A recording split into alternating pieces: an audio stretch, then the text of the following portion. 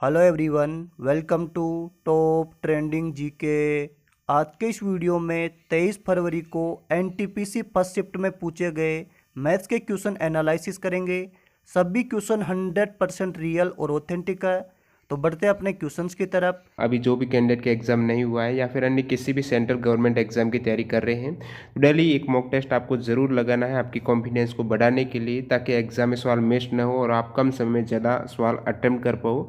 इसलिए प्रैक्टिस बहुत ज़्यादा ज़रूरी हो जाती है। प्रैक्टिस के लिए टेक्स्ट बुक आपके लिए एक बेहतरीन ऑफर लेकर आए हैं। 299 -30 रुपये और कम कर दीजिए यदि आप TTG के कूपन कोड अप्लाई करोगे तो यहाँ पर इस कोड से आपको एक्स्ट्रा डिस्काउंट भी मिल जाएगा। 100+ एग्जाम्स के किसी भी सेंट्रल गवर्नमेंट एग्जाम की तैयारी कर रहे हो, रेलवे हो गया, SSC हो गया या फिर बैंकिंग हो गया, इन सभी एग्जाम की एक ही पास के अंतर्गत अनलिमिटेड मॉक टेस्ट आप लगा सकते हो। सभी की लिंक डिस्क्रिप्शन बॉक्स में, वहाँ से ज्वाइन कर लेना टेस्ट सीरीज। ग्रुप डी के 170 मॉक टेस्ट, यहाँ पर एनटीपीसी के 162 मॉक टेस्ट, अभी जो एग्जाम चल रहे हैं उनके भी स्मृति आधारित मॉक टेस्ट यहाँ पर अपडेट कर दी गई ऑलमोस्ट। तो सभी की लिंक डिस्क्रिप्शन बॉक्स में है, आप इस अपॉर्चुनिटी का लाभ उठा सकते हो। और सबसे पहला क्वेश्चन आपको पूछा गया था, 7 संख्याओं के समूह की माध्यिका दिया हुआ है। 3 बड़ी संख्याओं में अगर 4 की वृद्धि की जाए तो माध्यिका में क्या परिवर्तन होगा। तो आपको पूछा गया था 7 संख्याओं को आपको माध्यिका दी हुई है और बोला गया है 3 बड़ी संख्याओं में अगर प्रत्येक में 4 की वृद्धि की जाए तो माध्यिका में क्या परिवर्तन होगा। तो इसका सही आंसर होगा नो चेंज, यानी माध्यिका में कोई परिवर्तन नहीं होगा।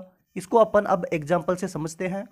अब 7 संख्याएं मानते हैं, 1, 2, 3, 4, 5, 6 एंड 7। अब इनकी माध्यिका निकालते हैं। माध्यिका के लिए कंडीशन होती है कि संख्याओं को बढ़ते हुए क्रम में रखा जाता है और जो बीच की संख्या होगी वही उसकी माध्यिका हो जाएगी। ये संख्या ऑलरेडी बढ़ते हुए क्रम में रखी हुई है, तो 3 संख्या इधर हो जाएगी और 3 संख्या इधर हो जाएगी और इसकी माध्यिका क्या आ जाएगी 4। तो बीच की संख्या हो जाएगी 4 और इसकी माध्यिका भी हो जाएगी 4। लेकिन क्वेश्चन में आपको दिया गया है 3 बड़ी संख्याओं में प्रत्येक में 4 की वृद्धि की जाती है। तो 3 बड़ी संख्याएं कौन सी हो जाएगी, 5, 6 और 7। अब इनमें 4 की वृद्धि करते हैं, इसमें भी 4 की वृद्धि करेंगे, 6 में भी 4 की वृद्धि करेंगे और 7 में भी 4 की वृद्धि करेंगे। तो ये संख्या हो जाएगी 9, 10 एंड 11। अब देखते हैं कि नई संख्या कौन कौन सी हो गई। तो नई संख्या हो जाएगी 1, 2, 3, 4, 9, 10 एंड 11। अब इनकी माध्यिका निकालते हैं। माध्यिका के लिए कंडीशन होती है कि संख्याओं को बढ़ते हुए क्रम में रखा जाता है। ये संख्या ऑलरेडी बढ़ते हुए क्रम में रखी हुई है, तो क्या होगा 3 संख्या इधर हो जाएगी और 3 संख्या इधर हो जाएगी और इसकी भी माध्यिका क्या आ जाएगी 4। यहाँ पे भी अपन ने देखा कि माध्यिका आ रही थी 4 और यहाँ पे भी माध्यिका आ रही है 4। यानी जब 3 बड़ी संख्याओं में 4 की वृद्धि की गई तो इसकी माध्यिका पर कोई भी फर्क नहीं पड़ेगा। आई होप कि आपको ये एग्जाम्पल से समझ में आया होगा। बढ़ते हैं नेक्स्ट क्वेश्चन की तरफ। नेक्स्ट क्वेश्चन है 74 + 47 का होल स्क्वायर माइनस 74 - 47 का होल स्क्वायर बटा 74 का स्क्वायर प्लस 47 के स्क्वायर को आपको हल करना है। इस पूरे क्वेश्चन में आपको नजर आ रहा होगा कि यहाँ पे आपको 74 और 47 दिखाई दे रहा है। तो आपको ये क्वेश्चन दिया गया है, यहाँ से आपको नजर आ रहा होगा इस पूरे क्वेश्चन में आपको 74 और 47 दिखाई दे रहा है। तो 74 को मान लेते हैं अपन A और 47 को मान लेते हैं अपन B। अब A और B का मान यहाँ पुट करते हैं तो आपको नजर आएगा A + B का whole square minus A - B का होल स्क्वायर अपॉन A का स्क्वायर प्लस B का स्क्वायर। इसको सोल्व करने के बाद आपके पास बचेगा 2A² प्लस B² अपॉन में आपके पास है A² प्लस B²। क्या होगा A² प्लस B² से A² प्लस B² कट हो जाएगा और आपके पास बचेगा 2। तो इस क्वेश्चन का सही आंसर हो जाएगा 2। नेक्स्ट क्वेश्चन है 9.23 को घंटा, मिनट और सेकंड में कैसे बदलेंगे। इसको अपन एक एग्जांपल से समझते हैं। मानते हैं कि अपने पास है 2 और इसको बदलना है होवर और मिनट के अंदर। पॉइंट उठाएंगे तो नीचे आ जाएगा 10, ये हो जाएगा 5/2। अब आपको करना क्या है, 2 का भाग देना किस में 5 में, तो कितनी बार जाएगा 2 बार और क्या होगा 2 दूनी 4, कितना बच जाएगा 1। तो आपके पास आ जाएगा 2 सही 1/2, यानी आपके पास होवर तो आ जाएगा 2। अब आपके पास बचा 1/2। इसको मिनट में चेंज करने के लिए इसको 60 से गुणा करते हैं तो ये हो जाएगा 30। तो आपके पास आ जाएगा 2 घंटा 30 मिनट। आपने चेंज किया 2.5 को 2 घंटा 30 मिनट में। इसी टाइप से अपन करेंगे 9.23 को। क्वेश्चन में दिया है 9.23, इसका पॉइंट उठाएंगे तो नीचे क्या आ जाएगा 100। अब भाग देना है 100 का 923 में। 923 में भाग देंगे तो कितनी बार जाएगा, 9 बार, ये हो जाएगा 900 और आपके पास बच जाएगा 23। तो आपके पास आ जाएंगे 9 सही 23/100, यानी आपके पास आ जाएंगे 9 घंटे। इसको मिनट में चेंज करने के लिए 60 से मल्टीपल करते हैं, एक जीरो से एक जीरो कैंसिल हो जाएगा, 2 से हो जाएगा ये 3, 2 से काटेंगे हो जाएगा 5, तो आपके पास बचेगा 69/5। अब करना क्या है, 5 का भाग आपको देना है 69 में, तो कितनी बार जाएगा, 13 बार, तो बच जाएगा 4। तो आपके पास मिनट कितनी आ गई, आपके पास मिनट आ गई है 13 मिनट। तो यहाँ से आपके पास बचेगा 13 सही 4/5, तो यहाँ से आपके पास हो जाएगी 13 मिनट। अब सेकंड में चेंज करने के लिए इसको 60 से मल्टीपल करेंगे तो ये कटेगा 12 बार, और 12 को 4 से गुणा करेंगे तो ये हो जाएगा 48 सेकेंड। 9.23 को चेंज करेंगे तो आएंगे 9 घंटा 13 मिनट और 48 सेकेंड। तो इसका सही आंसर होगा 9 घंटा 13 मिनट और 48 सेकेंड। नेक्स्ट क्वेश्चन है, प्रथम 25 विषम संख्याओं का योग क्या होगा। तो आपको पूछा गया है 25 विषम संख्याओं का योगफल क्या होगा, और आपको n का मान दिया गया है 25, और 25 का स्क्वायर करेंगे तो आपके पास आंसर आएगा 625। तो 25 विषम संख्याओं का योगफल आ जाएगा 625। तो पहली विषम संख्या हो जाएगी 1, उसके बाद में आएगा 3, उसके बाद में आएगा 5, और आपको कहाँ तक चलना है, आपको बोला गया है 25 विषम संख्याओं का योगफल।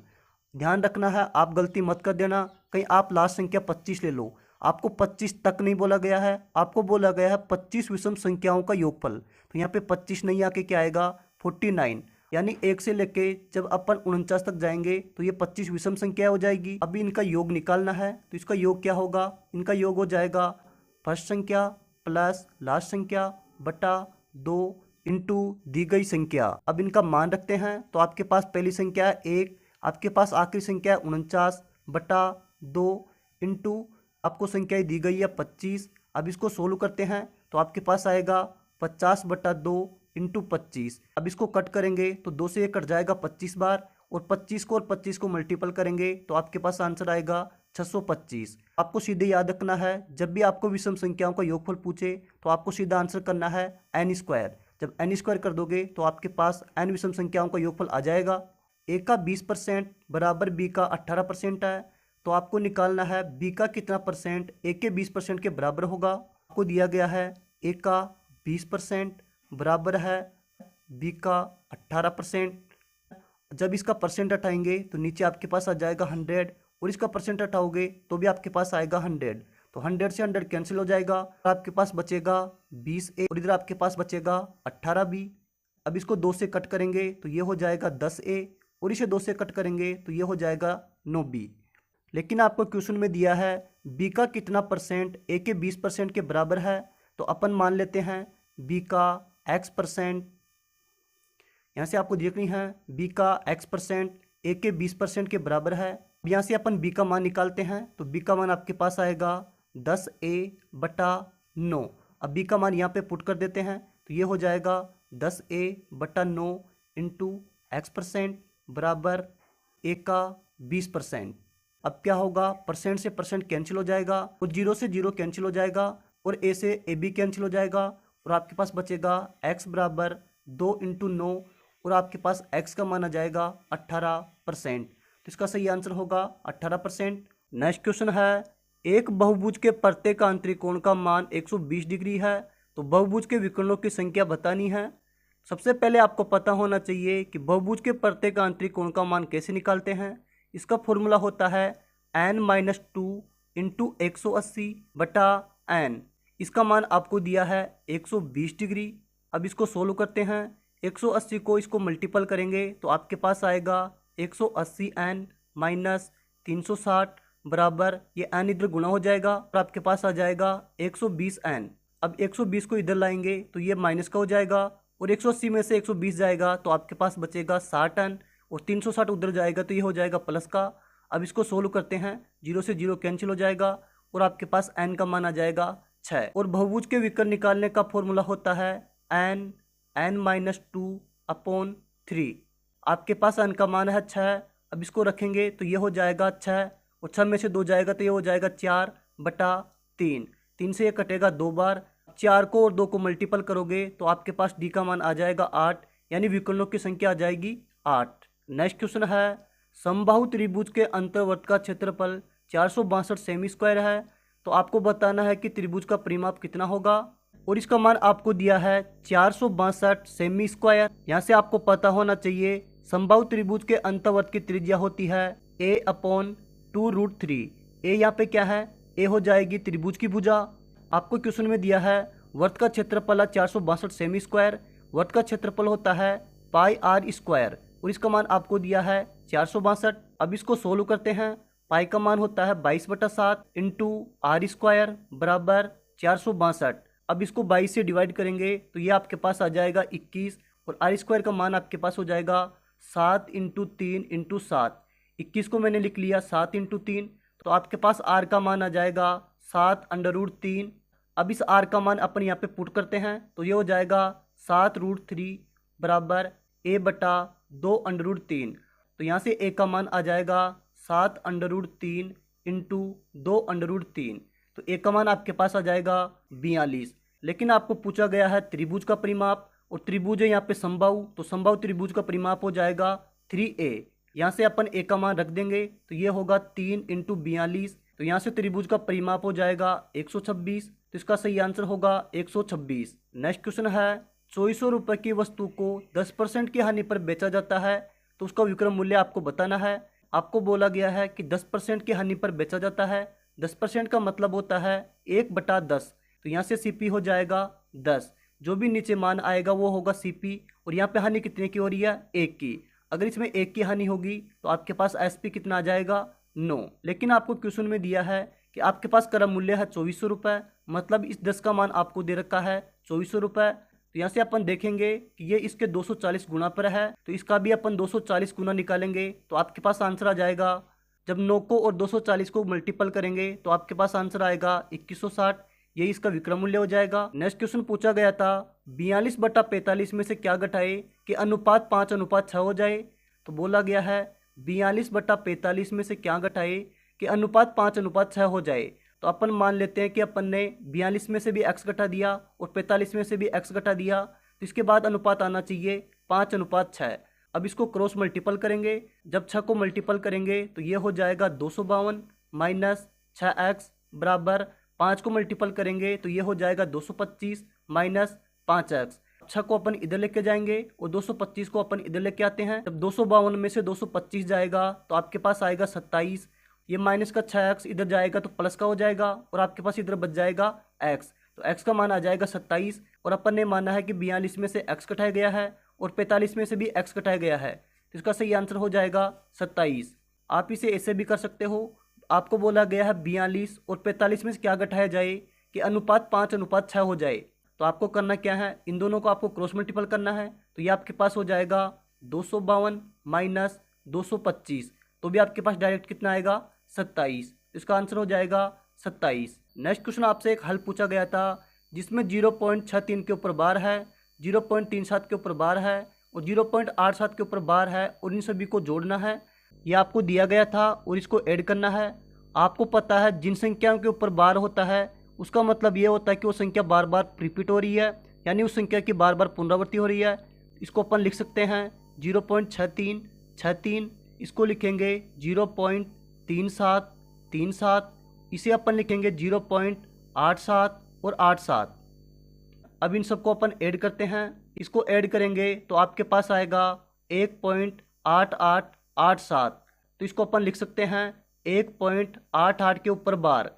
इसका सही आंसर हो जाएगा 1.88 के ऊपर बार। अब आप सोच रहे होंगे कि यहाँ पे तो 88 आ गया लेकिन यहाँ पे तो 87 आ रहा है, तो आप लोग खुद दिमाग लगाओ। जब इसको आगे करेंगे 63, 37 और 87 तो ये हो जाएगा 8। तो इसको अपन लिख सकते हैं 1.88 के ऊपर बार। तो इसका सही आंसर यही होगा। नेक्स्ट क्वेश्चन आपसे पूछा गया था दो संख्याओं का अनुपात 3:5 है और उनका एचसीएफ आपको दिया है 4 और आपको पूछा गया है कि उन संख्याओं का एलसीएम क्या होगा। ऐसे क्वेश्चन को आपको सोल्व करना है। जो भी आपको संख्याओं का अनुपात दिया गया है आपको उनका एलसीएम लेना है। तो इसका एलसीएम हो जाएगा 15 और आपको करना क्या है, जो भी आपको एचसीएफ दिया गया है उसे आपको मल्टीपल कर देना है। तो इसका सही आंसर हो जाएगा 60। नेक्स्ट क्वेश्चन है 7/8, 7/10, 3/4, 5/7 में से सबसे छोटा भिन्न कौन सा है। यह आपको दिया गया है। ऐसे क्वेश्चन को सोल्व करने का अच्छा तरीका है, आपको हंस और हर का अंतर देखना है। तो ये हो जाएगा 1, यहाँ पे अंतर हो जाएगा 3, यहाँ पे अंतर हो जाएगा 1 और यहाँ पे अंतर हो जाएगा 2। अब आपको याद रखना है, जिस संख्या में अंतर ज़्यादा आएगा इसका मतलब कि वो संख्या सबसे छोटी है। तो यहाँ पे सबसे छोटी संख्या हो जाएगी 7/10। तो आपको पूछा गया था सबसे छोटा भिन्न कौन सा है, तो इसका सही आंसर होगा 7/10। नेक्स्ट क्वेश्चन आपसे पूछा गया था 3 मीटर लंबाई और 1 मीटर 50 सेंटीमीटर चौड़ाई वाले फर्श को ढकने के लिए कम से कम कितने का टाइल चाहिए। पहले सबको अपन सेंटीमीटर में चेंज कर लेते हैं। आपको पता है 1 मीटर बराबर होता है 100 सेंटीमीटर, तो 3 मीटर में हो जाएगा 300 सेंटीमीटर। ये आपकी हो जाएगी लंबाई। अब आपकी चौड़ाई है 1 मीटर और 50 सेंटीमीटर, तो 1 मीटर में हो जाएगा 100 सेंटीमीटर प्लस 50 सेंटीमीटर है, तो ये आपके पास चौड़ाई हो जाएगी 150 सेंटीमीटर। आपको निकालना है वर्गाकार टाइल। अगर आपको वर्ग की भुजा निकालनी है तो आपको क्या करना है, जो आपके पास लंबाई और चौड़ाई है उसका एचसीएफ निकालना है। तो एचसीएफ निकालेंगे तो इसका एचसीएफ हो जाएगा 150, तो वर्ग की भुजा आ जाएगी आपके पास 150। लेकिन आपको पूछा गया है वर्गाकार टाइल की संख्या। तो वर्गाकार टाइल की संख्या निकालने के लिए आपको करना होगा फर्श का क्षेत्रफल। फर्श का क्षेत्रफल होता है लंबाई इंटू चौड़ाई बटा वर्ग का क्षेत्रफल। वर्ग का क्षेत्रफल आपके पास लंबाई दे रखी है 300 सेंटीमीटर और चौड़ाई आपके पास है 150 सेंटीमीटर और वर्ग की भुजा आपके पास है 150। तो इसका अपन स्क्वायर करेंगे तो इसको लिख सकते हैं 150 इंटू 150। 150 से 150 कैंसिल हो जाएगा। 150 का 300 में भाग दोगे तो आपके पास आ जाएगा 2। इसका सही आंसर हो जाएगा 2। एक ट्रेन उसी दिशा में दौड़ रहे 2 लोगों को 9 सेकंड और 10 सेकंड में पार करती है। यदि उन व्यक्तियों की चाल 2 किलोमीटर प्रति घंटा और 4 किलोमीटर प्रति घंटा है तो आपको बताना है कि ट्रेन की लंबाई कितनी है। सबसे पहले आपको पता होना चाहिए दूरी बराबर होता है चाल इंटू समय। आपको दिया गया है कि ट्रेन दोनों व्यक्तियों को पार कर रही है, यानी आपके पास दूरी सेम होगी d1 बराबर d2। अब मान लेते हैं कि ट्रेन की चाल है x। अपन ने मान लिया कि ट्रेन की चाल कितनी है x किलोमीटर प्रति घंटा। यहाँ से आपको याद रखना है जब सेम दिशा में जाते हैं तो क्या होता है, चाल घट जाती है। अगर सेम दिशा में नहीं जाकर डिफरेंट दिशा में जाते हैं तो चाल क्या होती है, ऐड हो जाती है। ट्रेन की चाल आपके पास है x माइनस एक व्यक्ति की चाल आपके पास 2 किलोमीटर प्रति घंटा। इसको अपन मीटर प्रति सेकंड में चेंज करेंगे तो इसको मल्टीपल करेंगे 5/18 से इंटू समय। समय आपके पास दिया गया पहले व्यक्ति के लिए 9 सेकंड, तो इसको 9 से गुणा करेंगे बराबर। अब करेंगे अपन d2 में क्या होगा, ट्रेन की चाल है x माइनस दूसरे व्यक्ति की चाल है 4 किलोमीटर प्रति घंटा और इसको भी गुणा करेंगे 5/18 से, क्योंकि इसको अपन मीटर प्रति सेकंड में चेंज करेंगे और इसके लिए समय दिया गया है आपको 10 सेकंड। अब इसको सोल्व करते हैं। 5/18 से 5/18 कैंसिल हो जाएगा। 9 को यहाँ पे मल्टीपल करते हैं तो ये हो जाएगा 9x माइनस 18 बराबर 10 को अंदर मल्टीपल करेंगे तो ये हो जाएगा 10x माइनस 40। अब 9x को इधर लेके जाएंगे तो 10 में से 9x जाएगा तो आपके पास बच जाएगा x और ये 40 इधर आएगा तो ये हो जाएगा प्लस का, तो आपके पास बच जाएगा 22। तो x का मान आपके पास आ गया 22, यानी ट्रेन की चाल आपके पास आ चुकी है 22। लेकिन आपको पूछा गया है ट्रेन की लंबाई। ट्रेन की लंबाई निकालने के लिए अपन क्या करेंगे, या तो d1 या फिर d2, इसमें x का मान रख देंगे। तो यहाँ पे अपन x का मान रखते हैं तो 22 में से 2 जाएगा तो ये हो जाएगा 20 इंटू 5/18 इंटू 9। 9 से इसे डिवाइड करेंगे तो 2 बार डिवाइड हो जाएगा। 2 से इसे डिवाइड करेंगे तो ये कितनी बार होगा, 10 बार। और 10 को और 5 को गुना करेंगे तो ये हो जाएगा 50, यानी ट्रेन की लंबाई आ जाएगी 50 मीटर। 6 सेमी लंबी त्रिज्या वाली मिनट की सुई द्वारा 5 मिनट में कितना क्षेत्रफल तय किया जाता है। तो आपको दिया है कि कोई घड़ी है, इसमें मिनट वाली सुई की लंबाई है 6 सेमी। तो आपको याद रखना है मिनट की सुई 1 मिनट में 6 डिग्री का कोण बनाती है, तो 5 मिनट में बनाएगी 30 डिग्री का कोण। यानी सुई यहाँ पे है तो यहाँ तक आएगी तो 30 डिग्री का कोण बनाएगी। और आपको इसका क्षेत्रफल पूछा गया है कि इसका क्षेत्रफल कितना होगा, तो ये हो जाएगा त्रिज्या खंड। और त्रिज्या खंड का क्षेत्रफल होता है पाई r स्क्वायर थीटा बटा 360 और पाई का मान हो जाएगा 22/7 इंटू आर स्क्वायर। और r का मान आपको दिया है 6 सेमी, तो 6 का स्क्वायर हो जाएगा 36 इंटू थीटा। थीटा का मान आपके पास है 30 डिग्री। 30/360, 0 से 0 कैंसिल हो जाएगा, 36 से 36 कैंसिल हो जाएगा और आपके पास बचेगा 22 इंटू 3, तो इसको गुणा करेंगे 66/7, तो आपके पास आंसर आ जाएगा 66/7। नेक्स्ट क्वेश्चन है, दो समरूप त्रिभुज के क्षेत्रफल का अनुपात 25:16 है, तो ऊंचाई का अनुपात क्या होगा। आपको दिया है कि दो समरूप त्रिभुज है। मान लेते हैं कि एक त्रिभुज है पी क्यू और आर।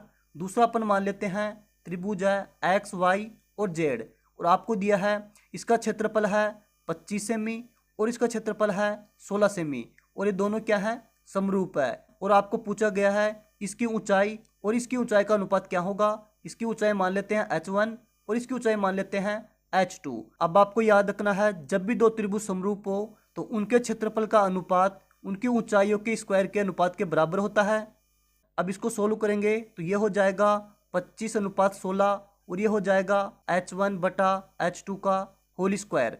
अब इसके स्क्वायर हटाएंगे तो आपके पास h1 और h2 का अनुपात आ जाएगा 5:4। तो इसका सही आंसर क्या होगा, 5:4।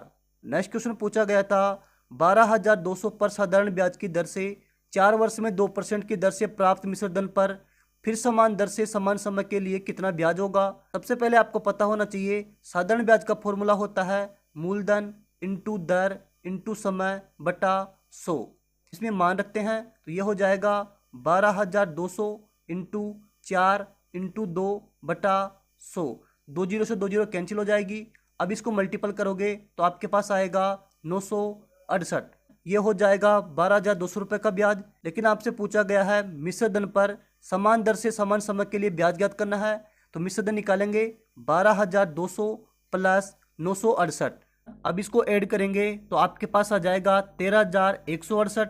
अब इसके ऊपर भी समान दर से समान समय के लिए साधारण ब्याज निकालना है। इसको गुना करेंगे 4 यानी दर से इंटू समय है 2 वर्ष बटा 100।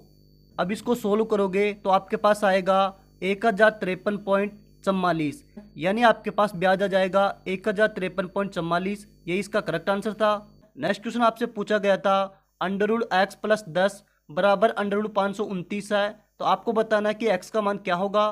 तो इसको अपन सोल्व करते हैं तो ये हो जाएगा √x + 10 बराबर आपको दिया है √529। अब दोनों साइड स्क्वायर कर देते हैं, √x + 10 का होल स्क्वायर और इधर हो जाएगा √529 का होल स्क्वायर। √x का स्क्वायर करोगे तो आपके पास आएगा x, प्लस 10 का स्क्वायर करोगे तो आपके पास आएगा 100 प्लस 2 × 10 इंटू रूट का x। √529 का स्क्वायर करोगे तो स्क्वायर से कट जाएगा रूट और आपके पास आ जाएगा 529। यहाँ पे बच जाएगा x प्लस 20√x बराबर ये कितना हो जाएगा 100, और 100 इधर जाएगा तो 529 में से कटेगा तो आपके पास आएगा 429। यहाँ से आपको x का मान सोचना पड़ेगा कि किसका वर्गमूल होगा जिसको x में ऐड करने के बाद आपके पास 429 आ जाए। तो मैंने मान लिया x का मान कितना है 169। मैंने माना x का मान है 169, तो ये हो जाएगा 169 प्लस 20 √169 बराबर 429। तो यहाँ से क्या हो जाएगा 169 प्लस 129 का वर्गमूल हो जाएगा 13, और 13 को 20 से गुणा करोगे तो आपके पास आएगा 260। ये हो जाएगा 429। तो आपके पास हो जाएगा 429 बराबर 429, यानी x का मान हो जाएगा 169। ये इसका करेक्ट आंसर था। नेक्स्ट क्वेश्चन है 225:144 का वर्गमूलानुपात निकालना है। तो आपको दिया है 225:144 और इसका निकालना है वर्गमूलानुपात। इसका वर्गमूलानुपात निकालेंगे तो ये हो जाएगा 15:12। इसका सही आंसर होगा 15:12। sin a into cos A bracket tan a plus cot A का मान आपको बताना है। तो इसको सोल्व करते हैं। ये हो जाएगा sin a इंटू कोस ए, यहाँ से tan a हो जाएगा sin a बटा कोस ए प्लस कोट ए हो जाएगा कोस ए बटा sin a।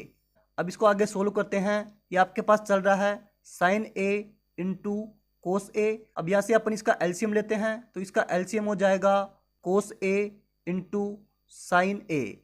अब यहाँ से कोस ए से कोस ए कैंसिल हो जाएगा और आपके पास यहाँ पे बचेगा साइन स्क्वायर ए। अब यहाँ से क्या होगा साइन से साइन कैंसिल हो जाएगा और प्लस आपके पास बचेगा कोस स्क्वायर ए।